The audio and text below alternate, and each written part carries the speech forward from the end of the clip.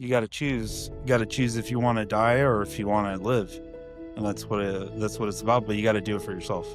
Yeah, there's no one else. You don't do it for your family. You don't do it for friends, nothing like that. You do it for yourself and stay sober. That's what motivates me every day.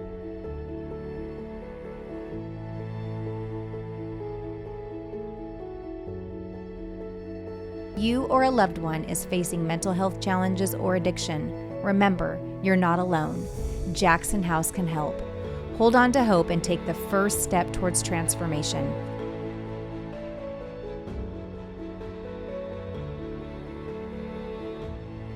My name's Richie. Um, what brought me to Jackson House was the police. I got myself arrested and thrown in the psych ward, and then I ending up at Jackson House. Yeah. How long ago was this? A little bit over a year. Yeah. Yeah. What was going on in your life back then, if you don't mind sharing? So I was heavily drinking to the point to where I was like waking up and drinking first thing in the morning, and then I would drink continuously all day and then finish the night off with a fifth. But I was doing it every day for like a couple years during COVID. And then near the end, it just got really bad to where I hated my life. I ended up like, I had a house, I had my kids, wife, cars, everything, and I just lost everything. Yeah. I didn't lose my job though. I still got my job, but everything else, I just couldn't do anymore. And I just crashed and burned. I took up drinking for like 10 years straight after I quit doing drugs. Yeah, I was doing like a lot of coke for like 6 years prior to that. And then to get off coke, I drank more and then I stopped doing drugs. So it was like, Traded one for the other. yeah, I don't know what was better because But during that time, you mentioned you were married, you had kids, so all of that was happening in your life as well. Yep, exactly. Yeah. And then I ended up losing custody of my kids, ended up having issues with my wife, getting divorce filed papers. I had troubles with the law. I ended up getting a DUI, and then I got like a couple drunken publics, nothing crazy. And then this last time they're trying to get me for assault on a police officer. So, that's what I got. If you were to go back in that time, what do you think you were dealing with internally that was, I guess, coming out? That's not that great. Coming out. Oh, I hated my life.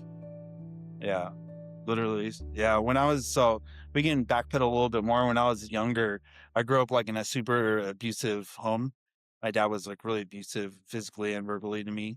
And then when I got big enough, I tried to fight him. And then when it turned into that, he started taking out more aggression on my mom and my little sister. So it kind of pushed me to, my parents got like divorced when I was 14. And then when that happened, I kind of just took off and was on my own doing crazy shit. I was living on the streets of LA for like, I think from like 99 to like the late 2000s. I was on the streets of LA, homeless, just eating out of trash and stuff like that, doing drugs. Talk to us a little bit about your experience at Jackson House. And do you remember that you were brought in here by the police or police hospital in here? What was it like coming through the doors? Were you open to try, or was this more forced upon you? Well, so when I got to Jackson House, I was in the psych ward already like 10 days. So I was detoxed all the way. And then I had to wait a week to get to Jackson House. So I had 2 weeks under my belt. So by the time I got there, it wasn't like forced by the police or anything. It was all like choice because I knew I had to get my shit together. Then once I walked through the doors, it was like super welcoming, even though it was Monica. No offense to Monica if she watches this. But Monica welcomed me and she searched all my stuff. And then, yeah, right when I walked in, everyone's smoking cigarettes, super friendly. The staff was really nice. They were very welcoming. The rules aren't even crazy to. I was like, I used to tell people in there, I'm like, this is way better than jail. So it's like, I'll gladly be in a rehab. But yeah, it was super chill. Everyone was really, really welcoming. Was there anything in particular that stands out about your time at Jackson House? Anything that anybody did, taught you, said that really resonated at all? So one of the things that resonates, and I get this from my buddy Josh, is that they tell you coming through there a lot of like by the end of everything, when you're becoming sober and stuff, there's only a small percentage of you that are going to stay sober, and it's just kind of crazy because me and my buddy are that small percentage. Like me and one friend, we're like the only ones sober through the whole experience. So it's nice being that percentage.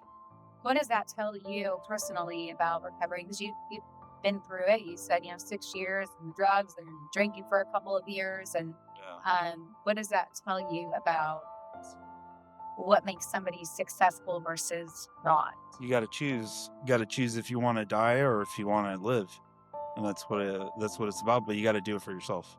Yeah, there's no one else. You don't do it for your family. You don't do it for friends, nothing like that. You do it for yourself and stay sober. That's what motivates me every day. Did you go through, after leaving Jackson House, the residential treatment? Did you go through the full continuum of care? Yeah, so they considered me like super high relapse because the month I was supposed to be released, it was my daughter's birthday that I haven't seen since she was like 1, and then it was my son's birthday. So they're like, you're super high relapse percentage or whatever, and I was like, okay, so what do you suggest I do? They're like, you need to go into like a program right away. They didn't give me a chance to like do anything else. They took me directly to PHP right away because it was in the afternoon.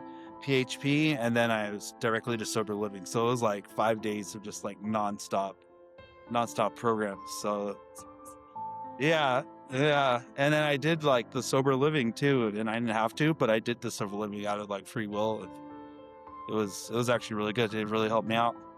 So if you think about your life before treatment versus after treatment, what has been the biggest transformation for you? Um, like me personally, the biggest transformation is how I deal with like my depression, like the anxiety I have, and then just situations to where I used to drink. I had to like take knowledge and use the tools that the programs gave me to deal with those things without drinking. And I had to change my train of thought on, you know what? Instead of getting really fucked up when something bad happens, you know what? I'm gonna go out and, sounds bad, but just like eat half a chocolate cake. Or do something. Yeah, it sounds bad. It was definitely some sort of hangover, like a sugar hangover. But yeah, I just had to switch my thought process. Getting fucked up isn't the thing. It does nothing for me. It was like a 25 years. It was like a 25-year stint of doing the same thing. I had a great time, but it's just not for me anymore. I can't. Yeah, I just can't do it. It's not worth it. I end up in bad places. What about your relationships? You mentioned you had a daughter, that you hadn't seen since she was 1 years old. How have the relationships in your life changed?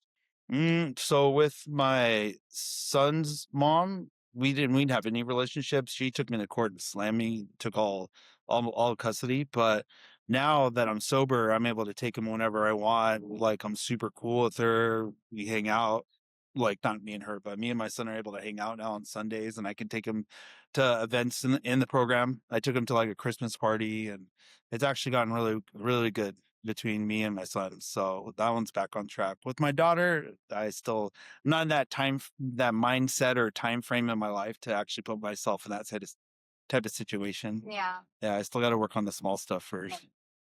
So if I were to ask you maybe just to look into the camera and somebody listening to your story, what advice do you want to give to them? And if they're, sitting on the fence about treatment and they're hearing you and saying, gosh, if he made a change, if just made that decision that he wanted to live, I don't know if it's what good for me. So you say to somebody listening and to the person. Well, to tell you the truth, you have to be in your right mindset. You have to be ready and committed to wanting to change your life. You can't change your life if you don't change yourself. And doing the stuff that Jackson House asked me to do, going through the program, PHP, IOP, and sober living changed everything in me. And now my outlook's a lot better and I want to live. I know you actively partake in our alumni program. Can you talk a little bit about that and why that's been important in your recovery? Yeah, so alumni has been a big importance in my recovery because being connected in the community. Like there's times where I have like had rough Saturday, rough Sunday, rough day at work.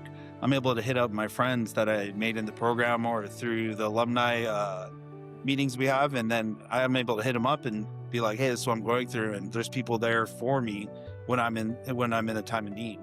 And it keeps me more grounded, knowing that there's other people out there that has the same problems, but they're not going and getting drunk, Right. you know? Right. Yes. So, Yeah, you were mentioning before we recorded that you're actively seeing some of the same people on an ongoing basis. I'm sure there's some sort of comfort and right, just you can relate with people pretty easily in yeah, that setting. yeah, Yeah. yeah. Okay. So, So I know that you just had a special milestone that you accomplished. Do you want to talk a little bit about what just happened and who showed up to support you for that day? oh yeah, it was actually great. My buddy Josh put on a big, I guess, party with a bunch of food and everything for the right before the alumni meeting. And then I had a bunch of people show up. And it wasn't just from like Jackson House. I had people from different programs that I was in, different meetings I go to. They all showed up. One of my friends drove all the way from up north, like 2 hours just to show up to the meeting, just to be supportive. Yeah, and it felt really good. It felt like I had a family, like a family outside of my regular family. And it's a new family. Everyone's sober. Everyone's been through almost the same type of situation, and it's just a really great community. Well, we have to tell the listeners what you were celebrating. Oh, I was celebrating my 1 year. Yeah, I was celebrating my 1 year anniversary of sobriety. That is awesome and so neat to see so many people show up for you. Yeah. It just goes to show you how you're improving your own self, what that does to others around you too. Yeah, yeah. It actually feels really nice. Keeps me motivated and it makes me want to be an example for other people. So why don't you talk to us a little bit about you're a year out, but if you have a craving or something comes up like that, how do you address that? Yeah. So I always had this motto at work: back up, regroup, attack. So I just implemented that into sobriety. And so it's back up, regroup my thoughts, breathe, and then continue on. I think that's what they teach in recovery, but or therapy or whatever. But yeah, that's what I implemented in my life. So if bad situation comes up, before I like just instantly act on my feelings, I have to back up and think first. So we were talking also a little bit before this. You mentioned you had gotten into some legal trouble. That's what prompted you to start your recovery. What has it been like? You had mentioned it's not always going to be smooth sailing. Once you become sober, it doesn't mean you're not going to have some challenges that stack up against you. Can you talk a little bit about how that's been for you over the course of the last year? Yeah. So right when I got sober and got out of Jackson House and got into sober living, I'm like, okay, I'm going to start handling all my court stuff. Well, it didn't go the way I wanted it to go.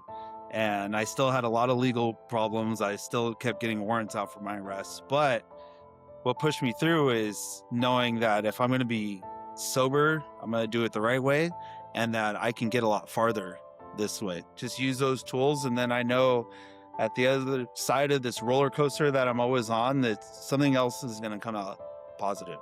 And that's exactly what happened. It didn't happen right away. I can tell you that.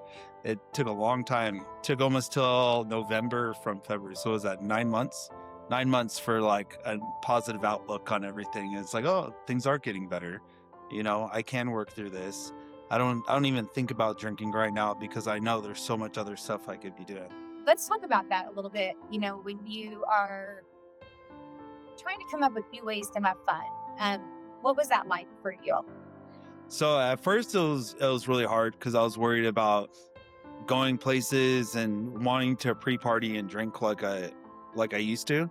But now when I want to go to a concert or do something that I would do before, I just change my way of thought. I'm like, okay, there's no pre-partying, but you know what? I can go get Starbucks.